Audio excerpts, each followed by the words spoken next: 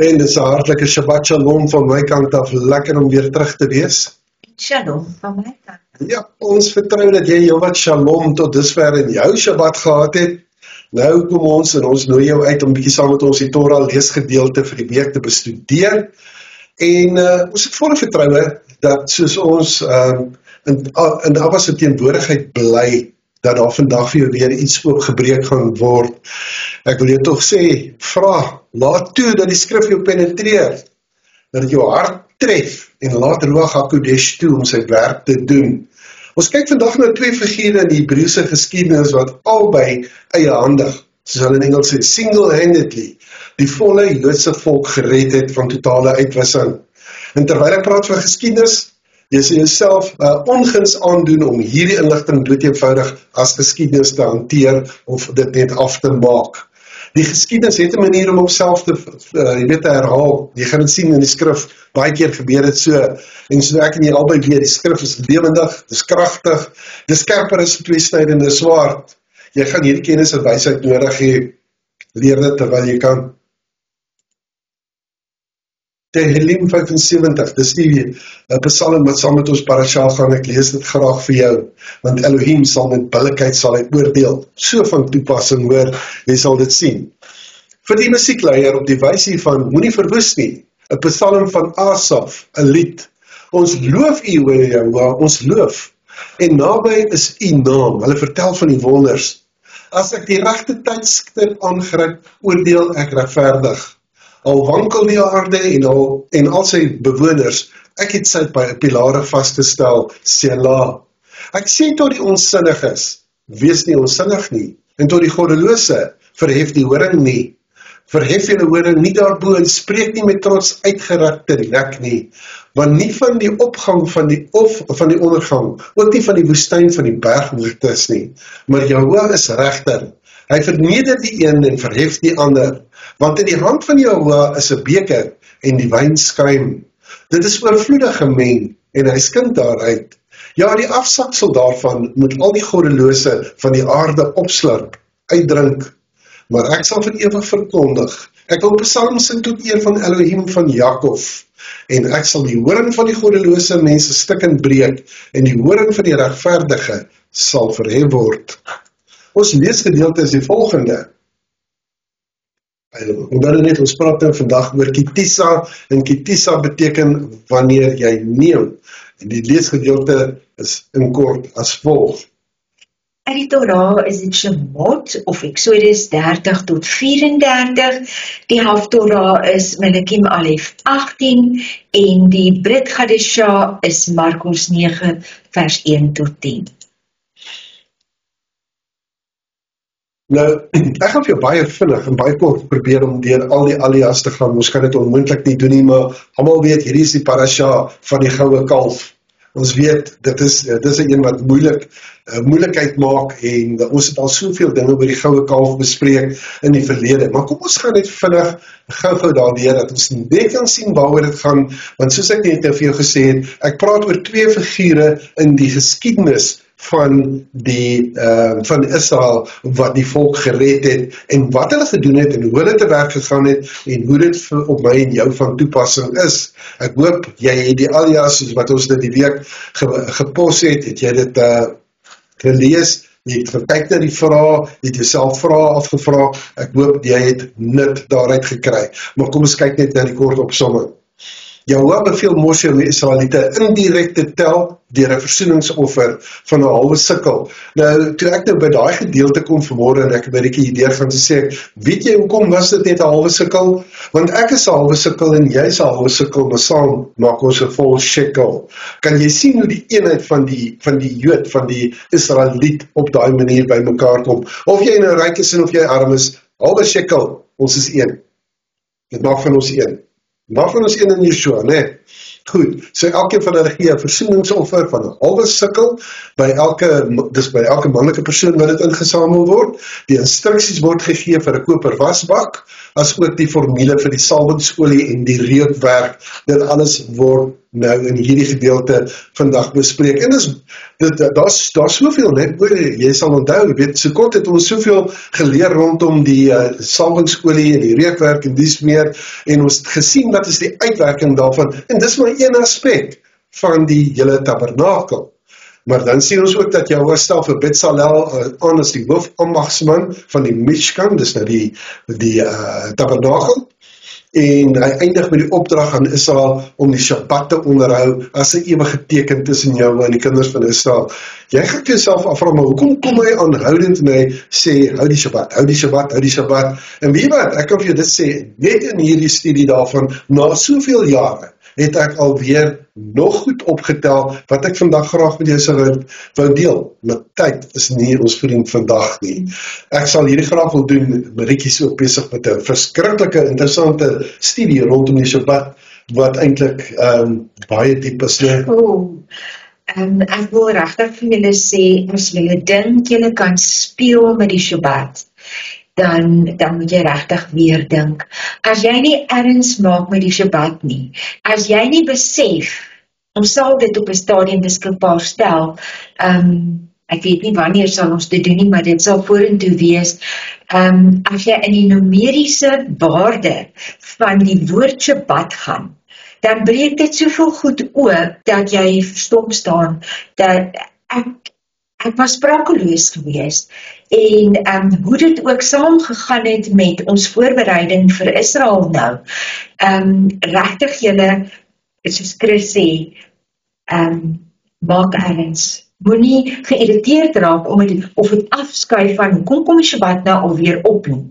Daar is so baie opgesluit in die diepere vlak en die vlak is die diepste vlak van die selfs in die salt-level, dis wat ek gedink salt, en toe ek nie heeltemal seker nie, en die salt-level, want dit is waarmee ek nou op hierdie stadium besig is, en almal gaan 10-1 nie reg wees daarvoor nie, maar ek glo Vader is besig om julle ook voor te berei vir 'n dieper insig. Dan nie daai vlak, dit is die verborgde vlak, verstaan jy? Ja. En daar's 'n goeie gedeelte daarin, maar mense het regtig nodig om by goeie leraars daarvan te leer. Goed, kom ons kyk gou na die tweede alia.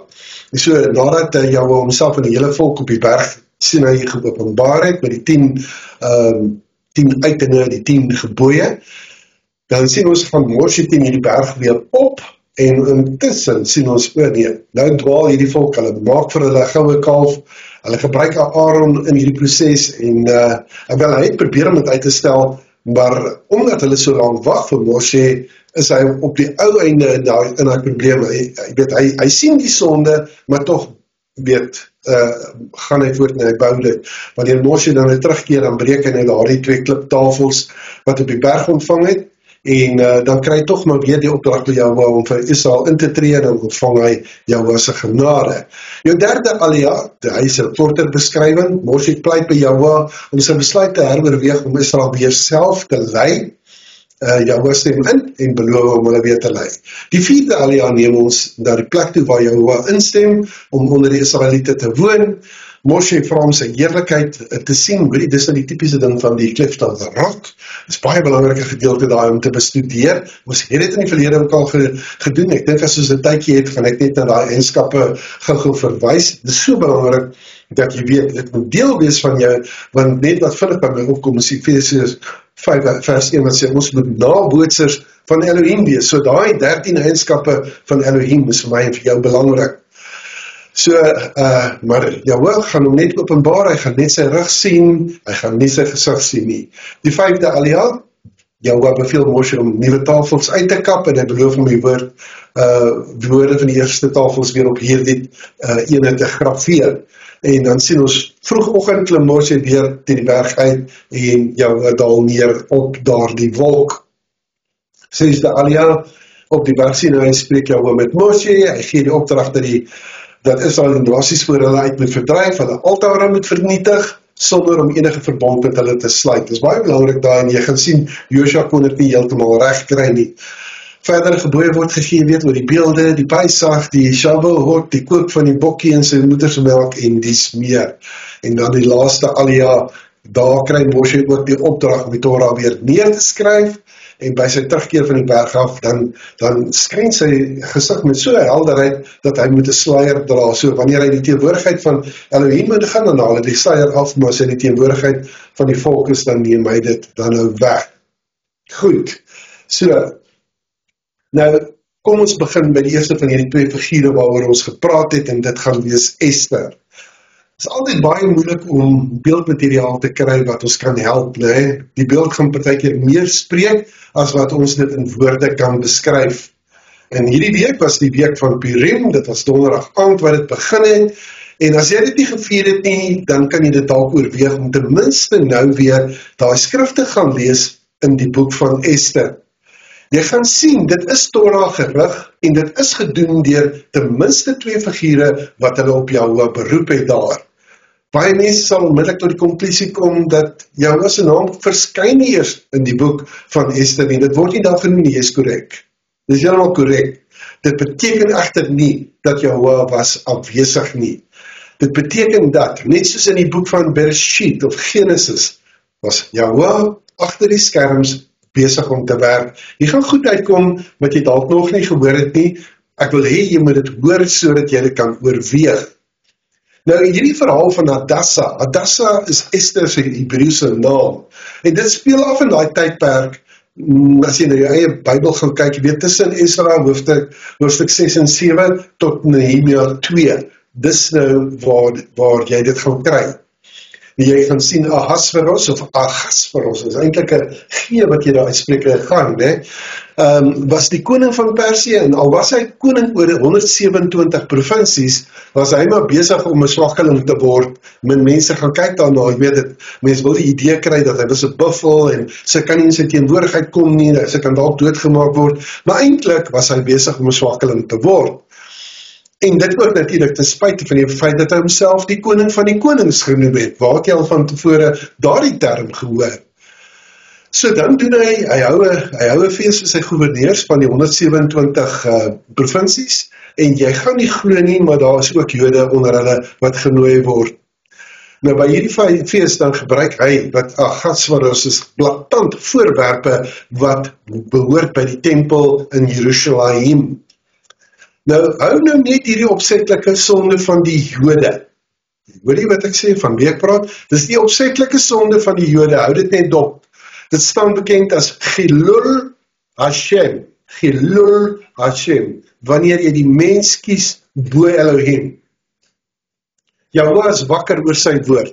Nee, hy is baie wakker oor sy woord. Hy weet dat is aan die gang, en hy gaan stappe neem teen hierdie volk. Want Esra, Zerubbabel, Nehemia, dis die manne wat gegaan het, hulle die aanbidding in Jerusalem gaan vestig, hulle die woord weer gaan vestig, hulle die mure weer gaan bou, maar die rest wat agtergebly, nee, dit was omtrent so 50.000 wat teruggekeer het na Jerusalem, na die 70 jaar, na die opdrag wat hulle in Jeshayahu en in Jeremia gekry het, om terug te keer na Jerusalem. Nee, hierdie mense besluit, dis lekker, dis gemaklik hier in Sissa, hier by Agasveros, en weet, hulle het nie die skriftuurlike opdrag nagekom nie. So, wat het hulle gedoen? Hulle het die mense gekies bo Jahwe. Dis regtig wat gebeur het, hoor. So, hulle verkies om left behind te wees, soos ek het so kan noem. Hulle het die lewe in Babylon baie makliker gevind, en nou wou hulle nie daai terugkeer meemaak nie. Nou goed, maar jy gaan sien, is soos 'n karakter wat ook voorkom, en sy naam is Mordegai. Mordegai, of jy dit al weet of nie, is dit van die Sanhedrin. Hy is die een wat sy niggie Hadassah as 'n weeskind groot gemaak het, en as jy so in hoofstuk 2 en hoofstuk 4 gaan kyk, dan sê jy sien dat hierdie Hadassah, wat dan nou later Esther word, sy het by haar Torah getrouheid gebly, en sy weet alles wat sy by Mordegai geleer het. Ek kan vir jou sê, Torah getrou was sy. Die kort en die lang van die fees van Ahasveros, hierdie ding wat ek nou vir jou sê, oor daardie Torah getrouheid, nee, jy gaan sien, ek gaan vir jou terugvat na Shemot 17 toe, jy gaan hierdie vrou se, ek wil amper sê, hoe kan ek sê, haar absolute toegewydheid, het sy daar uitgeleef, tot aan die einde. Jy weet, ons wil almal altyd dink, sy het nou net ingegaan, en sy het nou net vir Haman ontbloot en al daar. Nee, sy het 'n bevelskrif, sy het toegesien dat 'n bevelskrif uitgevoer word, en ek gaan dit vir jou wys. So die kort en die lang van hierdie fees van Ahasveros is dat hy van sy vrou vast nie verwag het, volgens die legende, dat sy moet dalk vir sy gaste kom dans, om haar skoonheid dan nou tentoon te stel. Hoe kom mense op daai plek? Maar jy sien, dit was ook 'n bietjie van 'n backlash op Vasti gewees, want weet jy wat, volgens die legende het sy ook toegesien dat die Joodse meisies wat graag die Shabbat wou hou, dat hulle op die Shabbat werk en dan ook naak, so dat het so 'n bietjie teruggeslaan op haar. Dis die legende, jy kan dit gaan naslaan vir jouself. Hoe dit ook al sê, dit maak die deur oop vir 'n nuwe koningin, want ek meen, Vasti word nou volgens 'n bevelskrif word sy nou uitgewerp omdat sy weier, en as daai bevelskrif, daai dekree, as dit uit is, kan dit nie herroep word nie, en dit gooi vir Ahasveros in 'n groter gat, as wat hy gedink het hy ooit gaan wees. Maar soos ek sê, 'n nuwe koningin moet gekies word, 'n bevelskrif word weer eens daarvoor uitgerig vir jong meisies om voor Ahasveros te verskyn, met hierdie hele idee van one night with a king. Ek my hare wil bietjie reis oor hoe mense dit kan vergroot en verkeerd aanwend en dis meer, want Esther, die niggie van Mordegai, sy stel nie belang nie. Maar Mordegai moes haar laat gaan met vrees, dat hulle haar om die lewe sou bring. Weet, dis nou sy weier. So sy gaan, sy is teen sy reg. Sy weier hulle kos, sy weier hulle mooi maak sessies, sy kies om doodgewoon te bly, in die hoop dat Ahasveros geen behaag in haar sal hê nie, hoegenaamd nie. Maar ondertussen is daar nog 'n rolspeler wat opduik. Hierdie is Haman, die Amalekiet. Hy is 'n afstammeling van daai bloeddrinkende, hoor jy mooi, bloeddrinkende, hy is nie net bloeddorstig nie, bloeddrinkende koning Agag, wie koning Saul daar in 1 Samuel nie in my lewe gebring het, soos wat Jahwe vir hom die opdrag gegee het, dat hy die Amalekiete geheel en al moet uitdelg, mens en dier, mans, vrouens, kinders, dier, wat ook al. So, dit veroorsaak dat Saul nie net sy koningskap verloor nie, maar ook die Ruach HaKodesh. En jy kan maar dink dat Haman met 'n appeltjie te skil met die Jode, en Mordegai, die Jood, die Benjaminiet, is sy nemesis. Hy weier om voor Mordegai te buig. So in sy, Mordegai weier om voor Haman te buig. Dit net die prentjie reg kry. Mordegai, die Jood, hy buig nie voor heiden nie. Dit doen hy nie. So, Haman, in sy woede, beraam hy 'n plan. Nou kyk net eers gou na hierdie video insetsel, ons het hom gekry, ons het die captions onderin gesit, jy gaan moet lees wat daar staan, want die taal gaan jy nie verstaan nie, so lees wat gebeur. Haman is besig om met Ahasveros te onderhandel oor hierdie mense, jy sal sien. Moenie bekommerd oor die klank wees, ons het dit sag gemaak, sodat dit nie sterend is, so lees meer as wat jy luister. Parece que hablaban sobre un pueblo que tenemos que exterminar. ¿Por qué deberíamos eliminar ese pueblo del que hablas? Dilo. Son ciudadanos inferiores, son una plaga, peores que langostas cuando atacan las plantaciones. Se reproducen como conejos y en breve se apoderarán de toda Persia. Si son tantos y mando a matarlos, serán menos impuestos para nuestro imperio. Pero no le conviene a mi rey tolerar a un pueblo que no se postra para adorarlo. Un pueblo que sigue sus propias leyes y Kyk die leen wat uitkom, né? no respeta nada que no sea su propio Dios. Es un pueblo dividido, esparcido entre otros pueblos en todas las provincias de su reino, señor.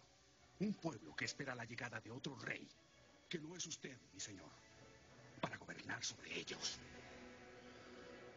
Haman,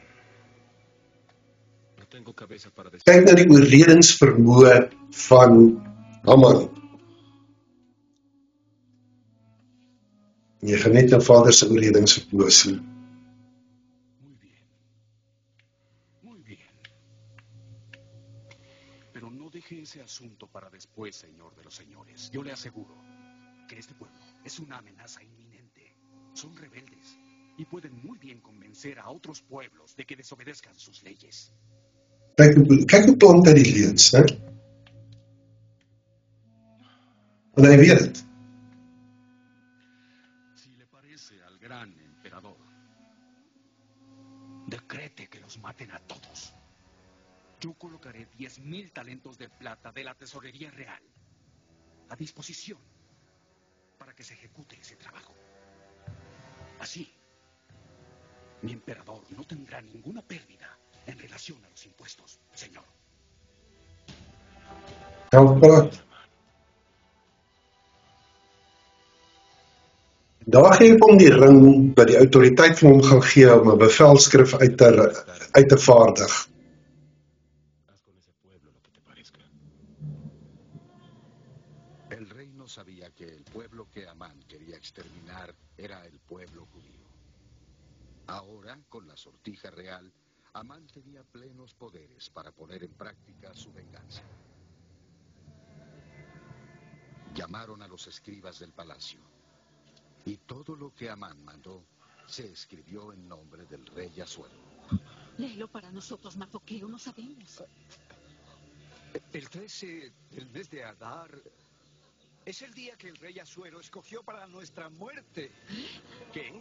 ¿Qué estás diciendo? ¿El rey nos quiere matar?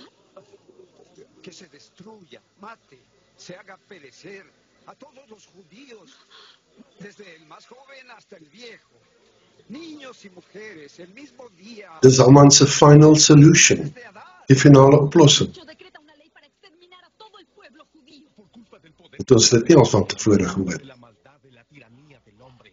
Oh, piadoso Dios, ¿será que nos abandonó? Con él tenemos que huir. Tenemos que partir de Persia antes de Adán. Eso es lo que quieren, amedrentarnos, expulsarnos de nuestra casa. No sirve de nada huir, la ley sirve para todo el imperio. Cuando lleguemos al día 13, todos seremos ejecutados. ¿Creen que Esther sepa de esto? ¡Cobardes! ¡Cobardes! Voy a ir a las puertas del palacio. Que mi dolor se oiga en toda la fortaleza de Susa. Las cartas selladas con la sortija del rey fueron enviadas a todas las provincias del reino para que destruyeran a todos los judíos y saquearan sus bienes. Cuando Kyk hoe skeer hy sy klere. el decreto del rey salió por la ciudad, Hy gaan in sak en as gaan sit. Gaan kyk na die beginsel van sak en as. un gran y amargo clamor. ¿Por qué, Dios mío? ¿Qué hicimos para merecer este castigo? ¿Por qué nos desamparaste? En todas las provincias en donde la palabra del rey y su ley llegaban, había entre los judíos grandes lamentos. Muchos estaban acostados en sacos y cubiertos de cenizas en señal de luto. Otros se arrodillaban y lloraban.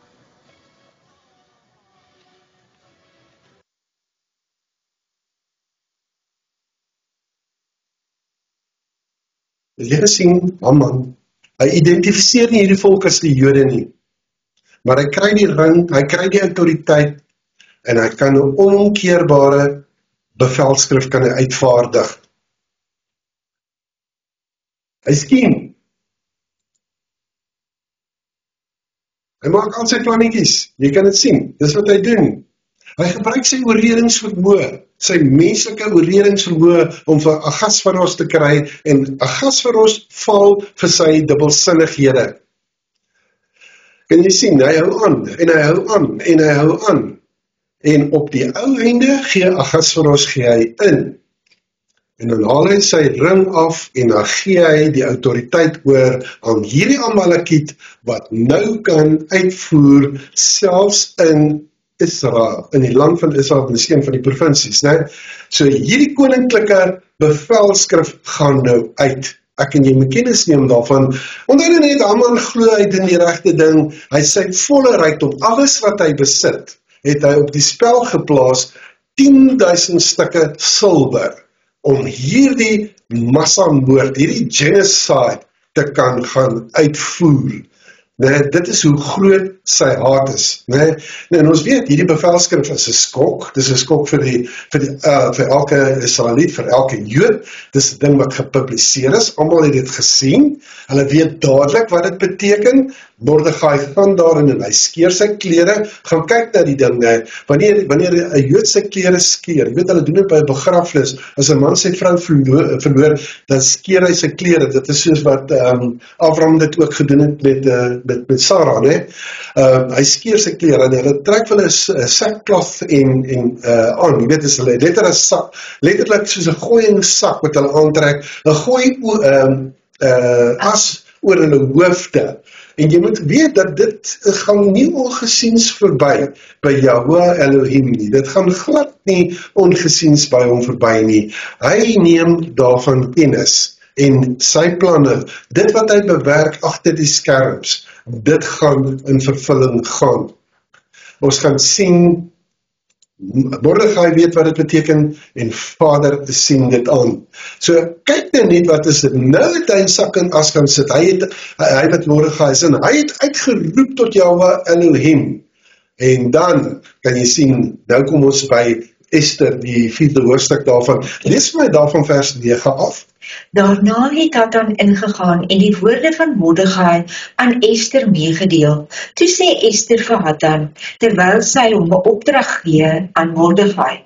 Al die dienaars van die koning en die volk van die provinsies van die koning weet, dat vir elke man of vrou wat na die koning in die binneste voorhof ingaan, sonder dat hy geroep is, een en dieselfde wet geld. Hy moet doodgemaak word, behalwe wanneer die koning sy goue scepter na hom uitsteek, dat hy mag lewe en ek is nou al 30 dae lank nie geroep om by die koning in te kom nie. En jy gaan sien, hierdie is nie goed genoeg vir Mordegai nie. Daarna sê Mordegai dat hulle Ester moes antwoord. Verbeel jou nie dat jy alleen uit al die Jodim in die huis van die koning sal vrykom nie. Want as jy nou werklik stil bly, sal daar van 'n ander kant afstand kom. Seker, ja, afstand het die van Esgebod dit nie. Maar jy en jou familie sal omkom, en wie weet of jy nie met die oog betyd soos hierdie, tot die koninklike waardigheid geraak het nie. Toe sê Ester dat hulle Mordegai moes antwoord, gaan heen, versamel al die Jodim wat in Shushan te vinde is, en vas julle om my ontwil, en julle moet nie eet en drink nie, 3 dae lank, nag en dag. Ek ook met my dienaresse sal net so vas, en so sal ek na die koning ingaan, wat nie ooreenkomstig wet is nie, en as ek omkom, dan kom ek om. En Mordegai het heen gegaan, en gedoen, net soos Ester hom opgedra het. En jy sien, wat sê hy? Ek wil hê jy moet net gaan kyk, en vas julle om my ontwil, om my, Ester se ontwil. Skielik skop daar iets in Ester in, iets wat die verskil gaan maak. Verstaan jy? If I perish, I perish. Ek het iewers sê, ek hoop ek gaan kyk of ek vir die Hebreëus kan gee, want dit is eintlik, weet soos in 'n dubbele mate wat sy sê, as ek dan omkom, laat ek in 'n dubbele mate omkom. So sy het hier die vaste voorneme. Maar wat nou ook vir my baie interessant is daaruit, is skielik kom die koninginskap in haar na vore, en waar sy altyd die opdrag en die instruksies vanaf haar oom Mordegai gekry het, sodra sy gee die instruksie, dat dit nou wat, onthou nie het ons net gepraat oor Chilul Hashem, want nou gaan elke Jood gedwing word, om nie die mens te kies nie, maar hulle gaan gedwing word, om Yahweh Elohim te kies. Dis nou eintlik wat hier afspeel, dis wat ek en jy moet raak sien, né? Jy wil nie bekom met dat punt, dat jy gedwing word nie, en want, dit is wat Yahweh wil hê. Jy gaan weer Kiddush Hashem, soos hulle sê, jy gaan eers weer Yahweh afsonder as jou Elohim, en dat hy die een is wat in beheer is, en dat hy die een is wat hierdie ding gaan reël, en dat hy die een is wat agter die skerms werk, ongeag of jy dit sien, en of jy dit nie kan sien nie. Goed, so, Sy is nou besig om hier skrif te implementeer, hoor. Of jy dit nou raak gesien het of nie, sy is besig om skrif te implementeer. Nou wil ek hê, jy moet sien wat het sy gedoen. Sy het nou vir 3 dae lank, het sy gevas en nie geëet of niks gedrink. Van die pas. Ons kyk net na die beeldmateriaal daar. Ja, nie sien, dit is nou presies wat dit nou vir ons gaan wys, want na hierdie 3 dae, kyk wat speel nou af. Go! Assemble all the Jews who are present in Tucson and fast on my behalf. And neither eat nor drink for 3 days, day and night. Also I and my handmaidens will fast in a like manner. Then I will go to the king, contrary to the law. And if I perish, I perish.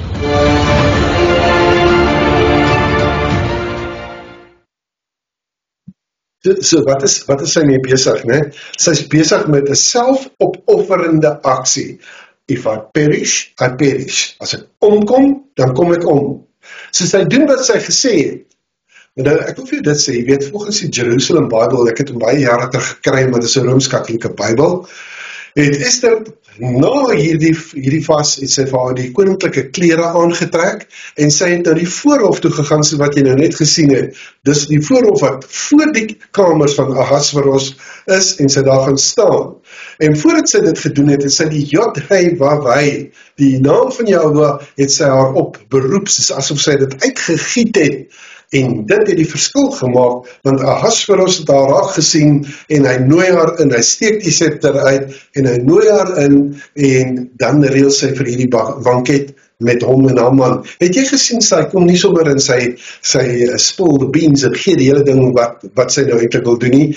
Sy is die een wat vir Haman gaan ontbloot, of eintlik moet ek sê, sy gaan hom toelaat om homself te ontbloot, vir wie hy is. So, ons gaan nou kyk na die volgende insetsel, wat presies dit vir ons gaan sê. Ek wil nie hê jy moet kyk hoe besis sy is, en kyk hoe sy nie haar oor van die vyand afhou nie. Jy is besig met geestelike oorlogvoering. Dis ietsie om te leer. Wanneer jy besig is met geestelike oorlogvoering, kyk hom in die oë. Kyk hom in die oë, want weet, Elohim, Yahweh Elohim, is met jou. Kyk wat doen sy. Dit weer eens, jy moet self lees wat daar staan, hoor. Estoy hablando de Hamán, ¿De mí? Hy is nog steeds aan gang. amigo de mi pueblo. ¿De tu pueblo? ¿Pero de qué estás hablando, Esther? Yo soy judía. Judía. ¿Mi reina Esther es judía? Sí, señor. Soy de la tribu de Benjamín. Y ahora estoy condenada a muerte junto con todos los de mi pueblo, por causa de ese decreto. Mi señora, no lo sabía. Espero me perdone. Hamán odia a los judíos y lo incitó contra nosotros. Pagó 10,000 talentos de plata por nuestra destrucción. El primer ministro me habló de un pueblo rebelde que necesitaba ser castigado. Pero no sabía que se refería a los judíos. Lo supe cuando el decreto había sido enviado a las provincias. De haberlo sabido, ¿haría alguna diferencia? No. Pero si hubiera sabido que eres judía, jamás habría permitido tal Mi cosa. pueblo nunca ha sido rebelde. Nunca le hicimos mal a nadie. Sy stel ons al duidelik net. Queremos es mantener nuestra tradición, nuestra cultura, nuestra creencia. Exactamente como todos los pueblos del Imperio Persa. Claro. Esa es la política que practico. Jamás nos quiso perjudicar por intereses propios. Eso no es verdad, señora. Mi vida es servir a mi rey. Yo estaba haciendo lo que creí que era mejor para el imperio. ¡Cállate, Hamán! ¡Confía en ti! ¿Quiere decir que el rey no sabía que había decretado la muerte a los judíos? Veremos lo que pasa con la reina ahora. Con la reina y con nuestro pueblo. La reina es una judía. Por el decreto debe morir, Arbona. Kyk sy daar in die agtergrond nog steeds. No, no hay salida, ni siquiera yo, el emperador. Puedo revocar mis propios decretos, es la ley. La ley dice que los judíos deben morir el día 13 de Adar. Maldito Hamán. Mi reina. Por favor, le imploro que me perdone. Yo no sabía. Le juro por todos los dioses que yo no sabía. Jamás le hubiera deseado una agonía a usted. Quien le desea mal a mi pueblo, me desea mal a mí también. Yo le ruego por mi vida. Yo le suplico misericordia. Suelte mi mano, Hamán. Interceda ante el rey por mí, señora. Defienda a su siervo. ¿Cómo importunas a la reina dentro de mi casa? Mi rey, por favor, no. Lo suplicaba por mi vida. ¡Guardias!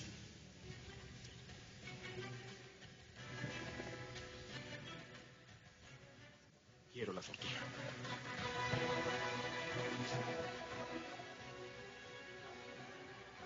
Supe que Amán mandó construir una horca para colgar a Mardoqueo, señor, el judío que le salvó la vida. Pues entonces que Hamán sea ahorcado, en la misma horca que mandó a construir. Mi rey, no, por favor, mi rey, se lo imploro. No, señor. Mi rey, emperador. ¡No! ¡Suéltenme! ¡Suéltenme! Soy Dios, ¿no lo entienden? Soy Hamán y soy príncipe. Soy príncipe y soy el primer ministro del rey. Soy Hamán y soy Dios. Kan jy sien wat doen hy? Verklaar homself God.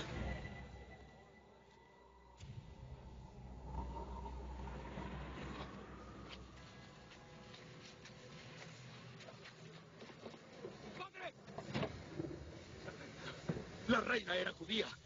Puso el rey en contra mía. Dalfón. Venganza, Dalfón, venganza. Acaba con ellos. Mata a todos los judíos.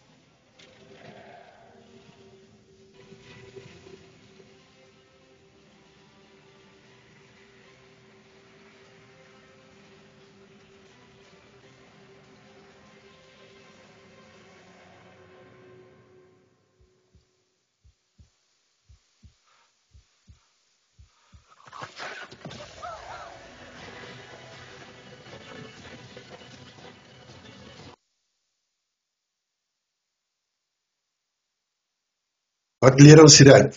Hou jou oë op die vyand. Dan net sy reële banket. Om die waarheid te sê, sy gaan in sy reël 2. Maar daar is nie een oomblik wat sy nie haar oë weet van die vyand afhou nie. Sy hou vir hom dop. Sy kyk totdat hy die knie buig. Totdat hy die knie buig, want elke knie sal buig, né? En die skare staan natuurlik verbaas oor haar durf. En ja, ek dink, jy moet toelaat dat die vyand kyk, terwyl jy besig is om jou saak te stel. Jy mooi gehoor wat ek sê, laat die vyand kyk hoe jy jou saak stel. Dan sal daar altyd mense wees wat jou sal herinner, jy weet, soos wat Ahasveros word herinner aan die onomkeerbaarheid van daardie bevelskrif. Daar's 'n geweldige probleem, en die volle impak is hy besig om nou te besef, maar sy bly staan. Sy gee nie om vir politieke korrektheid oor bevelskrifte en dies meer nie. Esther wil daarvan net mooi niks weet nie. En hier sien jy, waar is die oomblik wat Ahasveros deur Esther oorreed is, kan jy sien, wat is die verskil in die oorredingsvermoë van die twee partye. Sy hou aan om die vyand in die oor te kyk, maar wie pleit nou? Wie is die een wat nou,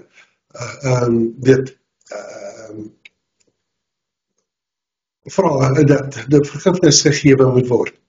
Nee? Kan jy sien wat kan verwaandheid aan 'n mens doen?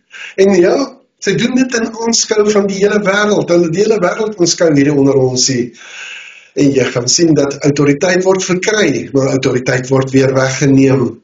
En dan is daar altyd iemand wat sal onthou presies wat jy gedoen het, want die galg wat jy gebou het, word jou galg. Nee? Kan jy sien, dit is wat hom oorgekom het. Maar hier sien ons die hele verhaal, en dit klink asof dit nou die einde is van die storie, maar die Jode is nog nie gered nie. Maar dan kom Ahasveros en hy stel vir Mordegai aan as eerste minister, en Mordegai en Esther doen saam iets. Hulle doen saam 'n ding. Hulle gaan terug na Shemot 17 toe. Shemot 17 sê vir ons die volgende, hulle pas hierdie ding toe en hulle stel 'n bevelskrif op, na aanleiding van Shemot 17. Kyk hoe lyk dit. Want as jy gesalf is vir die taak. Toe sê Jehovah vir Moshe, skryf dit as 'n aandenking in 'n boekrol en prent dit Jehoshua in, dat ek die herinnering van Amalek onder die hemel totaal sal uitdelg. En Moshe het 'n altaar gebou en dit genoem, Jehovah is my banier. Yes, en hy het gesê, want die hand sal wees op die baniere van oorlog vir Jehovah teen Amalek van geslag tot geslag. En dan in ek dink hierdie is omtrent Esther 9, né? En koningin Esther, die dogter van Abigail en die Joodiem Mordegai het met alle nadruk geskryf om hierdie tweede brief oor die Purim-krag te verleen. Ek wil hê jy moet sien wat doen hulle daar. Onthou nou net, Vader het alreeds in Shemot 17 het hy gesê, julle moet Amalek en al die generasies moet julle uitwis. En al wat Mordegai en Ester in hulle gesagsposisie nou doen, is om hierdie halaga uit te werk, om te sê, van nou af tot na alle ewigheid sal Purim gehou word. Kyk wat sê hulle. En hy het die briewe gestuur aan al die Joodiem in die 127 provinsies, die koninkryk van Ahasveros, woorde van vrede en trou, om daardie Purimdae op hulle bepaalde tye vas te stel, soos die Joodiem Mordegai en koning Ester dit vir hulle verorden het, en soos hulle vir hulle self en hulle nageslag die voorskrifte aangaande die vastyd en die daarby behorende weeklag vasgestel het. En die bevel van Ester het die voorskrifte vir hierdie Purim vasgestel en dit is in 'n boekrol geskryf. En dis hoekom ek sê, weet jy wat?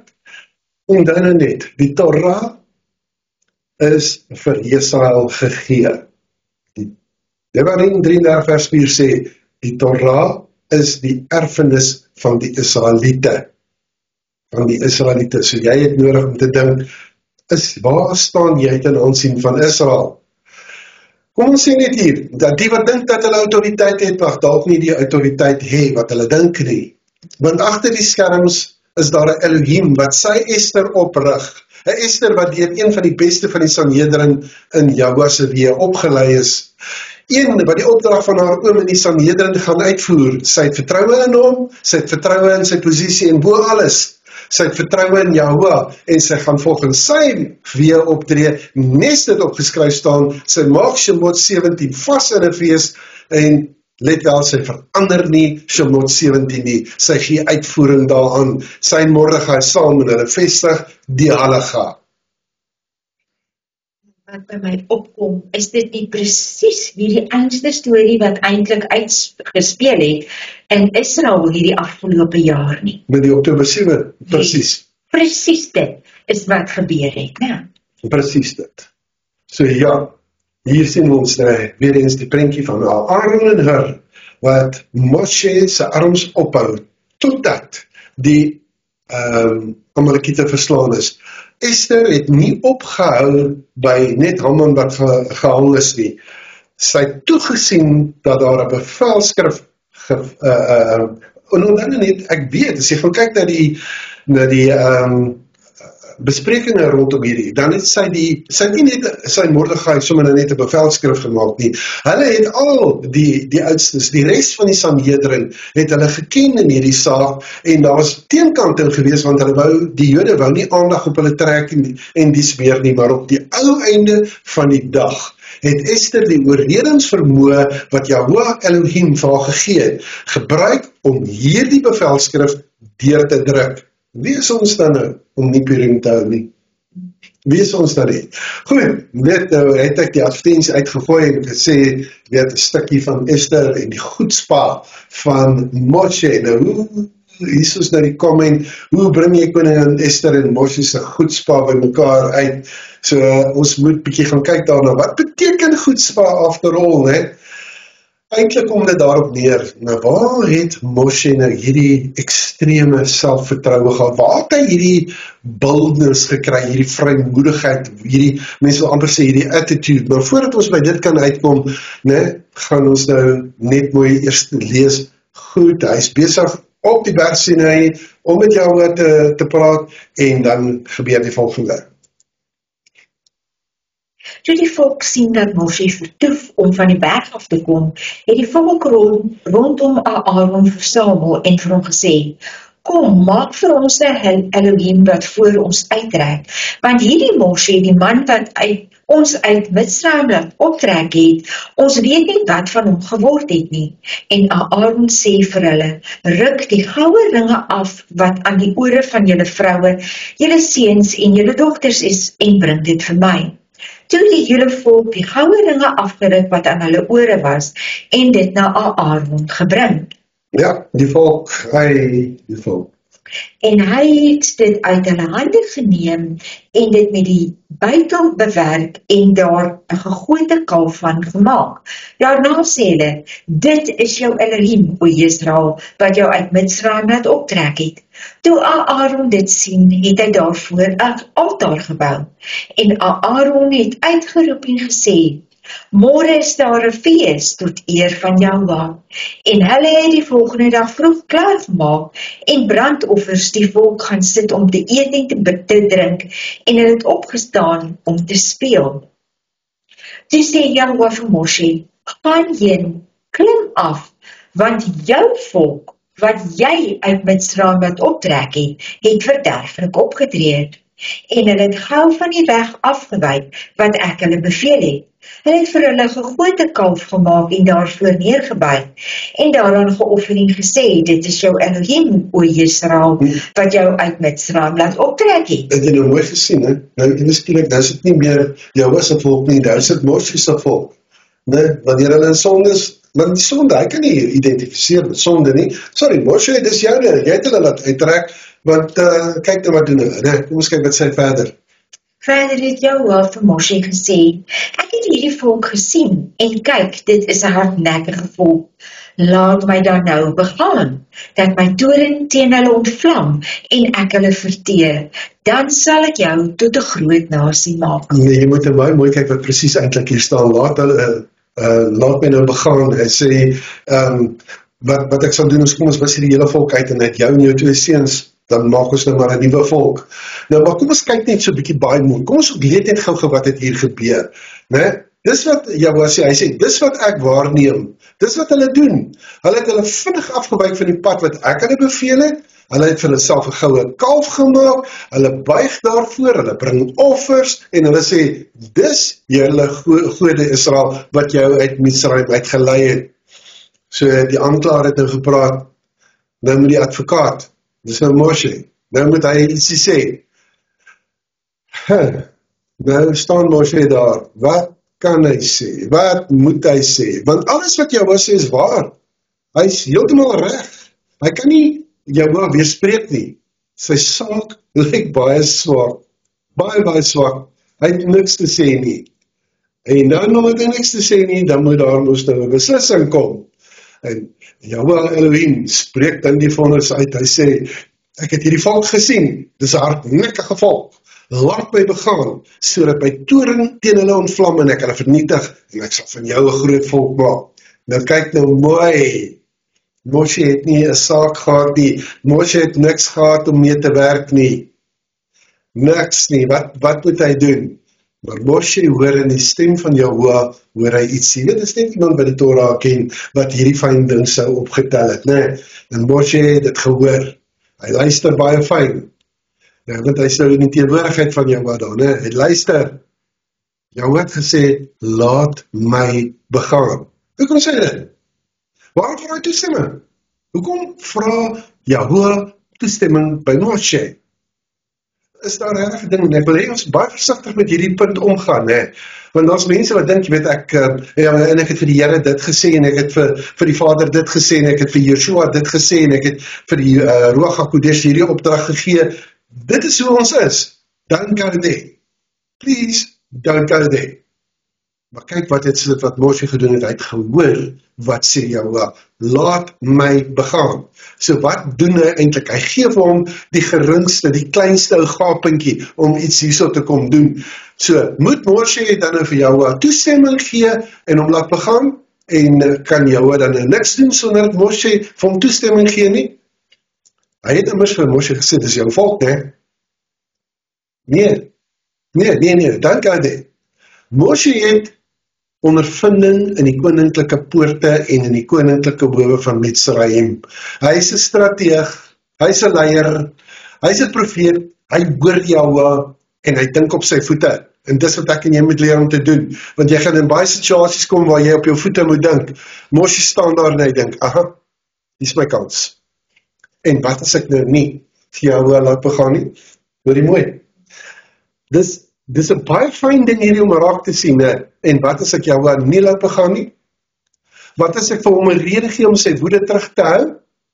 Hy kan niks sê wat die dade van die volk verskoon nie. Dit kan Moshe nie vir hom vir jou voorhou nie. Hulle is alreeds en nog steeds besig daaronder om hierdie goue kalf te aanbid. So Moshe kan afgaan en hy kan vir hulle sê stop dit en dan kan hy terugkom en hy kan vir hulle sê, okay, nie, maar hy het 'n berou. Sou dit werk? Maar hy kan nie, want hulle aanbid nog steeds die goue kalf. So wat sê hy? Nou, waarom sal die dinge kwaad wees vir jou, my Elohim? In werklikheid moes jy toch geweet het dit gaan gebeur. En natuurlijk jy het geweet. En nou tree Moshe in. Kyk wat doen hy nou. Maar Moshe het Jahoua sy Elohim om guns gesmeek en gesê, waarom, o Jahoua, sou u toring ontvlam teen die volk wat u met grote krag en met 'n sterke hand uit Mitzrayim uitgelei het? Waarom sou die Mitzraymiete praat en sê, in kwaadwilligheid het hy hulle uitgelei om hulle in die berge om te bring en hulle van die aardbodem af te vernietig? Wend u af van die gloed van u toren en laat dit u berou oor die rampspoed van u volk. Dink aan Abraham, Jitsak en Israel, u knegte, vir wie u by uself gesweer en aan wie u gesê het, ek sal julle nageslag vermenigvuldig, soos die sterre van die hemel, en hierdie hele land waarvan ek gepraat het, sal ek aan julle nageslag gee, dat hulle dit vir ewig kan beerwe. Hoor net, ek laat dit moes by kos hierdie. Weet eens, Moshe tree in. Waarom sou u toren ontvlam teen met die volk, wat u met 'n groot krag en 'n sterk hand uit die Mitzrayim uitgelei het? Nou hier kom sy argumente. Hierdie is nie my volk nie, dis die volk.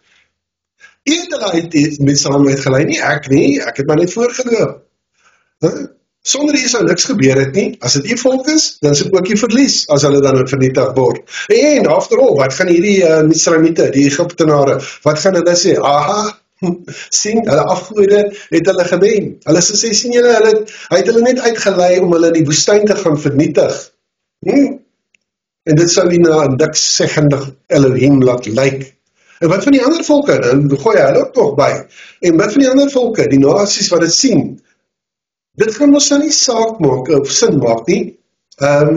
Dit gaan net doodeenvoudig die heerlikheid, die aansien, die glorie, gaan dit verminder. Maar, en hier kom hy met die doodskoot. En dan in Moshe, dis ook met sy, die audacity, die boldness, die vrymoedigheid waarmee hy praat. Hy sê, maar, die goedspraak, dis wat het is, maar u het gesweer aan Abraham, Jitsak en Israel, het jy agtergekom, hy het nie gesê Jakob nie, hy het gesê aan Israel. U het met die eed gesweer, en u het met die eed gesweer, en daarom is hy verplig om dit na te kom. Sou Elohim hy eed aflê, en dan sal hy daarvan afsien? Nee. Kan jy sien, hier kom die goedspraak van Moshe op sy heel sterkste. Hy waag dit om jou wat te herinner aan sy beloftes. Het jy soveel goedspraak? Herinner jy jou aan sy beloftes? Dink jy, hy wil nie herinner word nie? Hy wil, want hy wil hê, want in jou herinnering, herinner jy eintlik jouself. So hy wat Moshe is, hy staan nou hieruit as 'n ware herder van sy volk. Hy probeer nie verskoning maak van hulle sonde nie. Dit enige werk nie. Hy soek eerder 'n manier om hulle te red. Soek ek en jy maniere om ander se redding te bewerkstellig? Hier sien ons waarom Moshe nie net 'n groot profeet was nie. Hy was seker die grootste middelaar tussen Jahoua en Israel. Ja, hier sien ons Moshe se goedspraak. Dit gaan oor die krag van voorbidding. Dit begin by daai gedeelte. Maar waarom sou hy dan nou kwaad wees, Jahoua?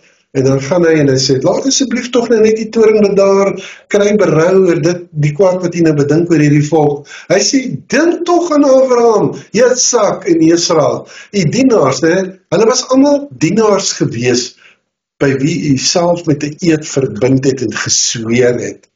Kan jy sien wat doen Moshe hier? So hy kom met daai sleutelpunte uit en sê, u volk, wat gaan die Egiptenare sê, wat gaan die ander nasies sê, en hou by u eed. Wat dink jy, wat kan Elohim daarvan sê? Want hy bring nou hierdie goedspraak, hierdie boldness op sy hoogste vlak. En nou hy's 'n baie humble ou, baie humble. Maar hy huiwer nie om in te tree vir die volk nie. Baie keer tree by Jahwe in vir die volk, en baie keer tree by die volk in vir Jahwe. Kan jy sien wat hy besig om hier te doen? Hy is nou hier besig om vir die volk in te tree. So, hy beroep hom op Jahwe self. Hy het gesê, jy het gesweer, en U is Jahwe, jy kan nie eed breek nie. En wat dink jy, wat gaan Jahwe hierop antwoord? Niks, het nie antwoord nie. Daar's geen mag in die hemel of op aarde wat Jahwe kan keer nie, behalwe Jahwe self. Moshe verstaan dit, en hy gebruik dit. Daar's net so 'n ander puntjie wat ek vir jou wil ingooi, net om hierdie half af te sluit, en dis dit. Hier kom so nog 'n fascinerende insig na vore, met hierdie frase wat Jahwe gebruik, wat hy sê, laat my begaan. En dis die Hebreëus wat sê, Anicha li. En as jy daai letters gaan dissekteer, dan kry jy 'n nun en 'n get, Noach. En wat se kode stuur Jahwe eintlik hier vir Moshe uit? Hy sê, Moshe, wees soos Noach vir my, bou die ark, jy's veilig, die res sal ek vernietig. Moshe weier. Noach het gehoorsaam, Moshe het nie gehoorsaam nie. Noach het 'n man van Elohim begin, en hy het as 'n gewone man het hy geëindig. Moshe het as 'n gewone man begin, en as 'n man van Elohim geëindig. Kan jy sien as jy verskil tussen hulle? Noach het net sy eie huis gered, maar nie Moshe nie. Moshe staan tussen Jahwe en die volk, en hy red die hele volk. Mense is dit, né? Kan jy sien? Jy moet die verbintenis daar sien. Ek wil net vinnig hierdie twee, ek kan nie hierdie twee gedeeltes nou net sommer so los nie. Kyk wat, nadat hulle al hierdie gesprekke gehad het, dan het Moshe nou weer met Jahwe gepraat, en sê ek om die volgende. Toe het Moshe met Jahwe gepraat, U sê nou wel aan my, ek moet hierdie volk laat optrek, maar U laat my nie weet wie U saam met my sal stuur nie. Hoewel U gesê het, ek ken jou by die naam, en jy het ook guns in my oë gevind. As ek dan nou guns in U oë gevind het, maak my dan tog U weer bekend, dat ek U kan ken, sodat ek guns in U oë kan vind. En bedink tog dat hierdie nasie U volk is. En hy antwoord, moet ek self saamgaan om jou die rusplek te verskaf? Toe sê hy vir hom, as U nie self saamgaan nie, laat ons dan nie hiervandaan optrek nie.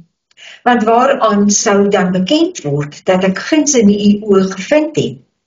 Ek en U volk, is dit nie daaraan dat U met ons saamtrek nie?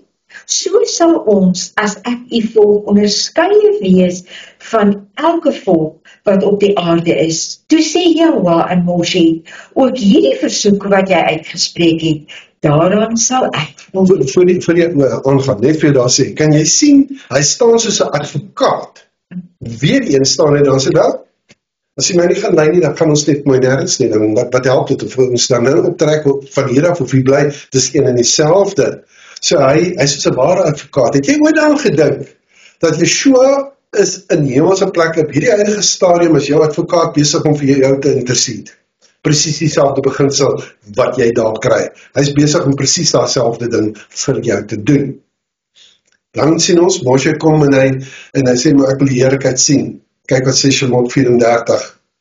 En Jahwe het neergedaal in die wolk en daar by hom gestaan, en hy het die naam van Jahwe uitgeroep, en toe Jahwe by hom verbygaan, het hy geroep, Jahwe, Jahwe, barmhartige en goedgunstige ou, stadig om kwaad te word en groot van goedertierenheid en trou, wat die goedertierenheid bewaar vir duisende, wat ongeregtigheid en oortreding en sonde vergewe, maar nooit ongestraf laat bly nie, wat die ongeregtigheid van die vaders besoek aan die kinders en aan die kleinkinders, aan die derde en die vierde geslag. Toe het Moshe hom gauw na die aarde toe gebuig en neergeval en gesê, Jahwe, as ek guns in U oë gevind het, laat dan tog Jahwe in ons midde trek, want dit is 'n hardnekkige volk, maar vergewe ons ongeregtighede en ons sonde, en neem ons aan as 'n erfdeel. So kan jy dan, jy gaan het sien, ek gaan net baie vinnig deur hierdie 13 eigenskappe van Elohim hardloop. Kan jy sien, hy sê, Jahwe, Jahwe, hy sê dit dubbel, en wanneer hy dit dubbel sê, dan beteken dit word ernstig vastgemaak. Hy ken hom as Elohim, hy's barmhartig, hy's genadig, hy's lankmoedig, hy's groot van goedertierendheid. Die goedertierendheid is vol verbondsvermoë. Dis wat hy is. As hy met jou verbond gesluit het, hy gaan nie daai verbond, hy gaan nie afwyk nie. Hy's groot in trou, hy bewaar hierdie verbondsvermoë vir duisende. Hy vergewe die ongeregtigheid, die oortredinge en die sondes. En hy laat die oortredinge nie ongestraf bly nie. Nou wil ek net vir jou dit sê. Weer eens, as jy 'n nabootser is van Elohim, Efesiërs 5 vers 1, dan word hierdie eienskappe jou eienskappe. Dan is die eienskappe wat in Elohim is, dit wat in die cleft of the rock is in jou. Dit moet in jou wees. Jy word deur Ruach HaKodesh gelei. Kan jy sien wat is die hoë standaard van wat Jahwe van ons verwag?